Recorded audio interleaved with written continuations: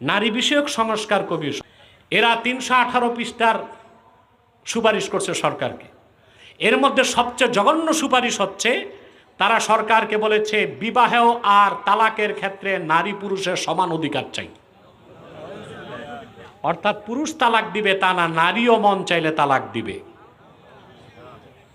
এটা কি কোরআন সুন্নাহ বিরোধী আইন কিনা বলেন? কথা বলেন। এরপর তারা সুপারিশ করেছে মহিলাদেরকে পুরুষ যদি তালাক দেয় মোহর ছাড়াও অতিরিক্ত জরিমানা দিতে হবে।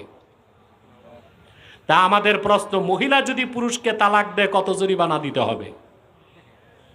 সেটা উল্লেখ নাই, কথা বলে না। আমার মনে হয় ইউনূস সাহেব পুরাটা না দেখে মন্ত্রণালয়কে বলেছে কার্যক্রম চালু করতে। সাবধান করে দিচ্ছি বাংলাদেশের বর্তমান সরকারকে,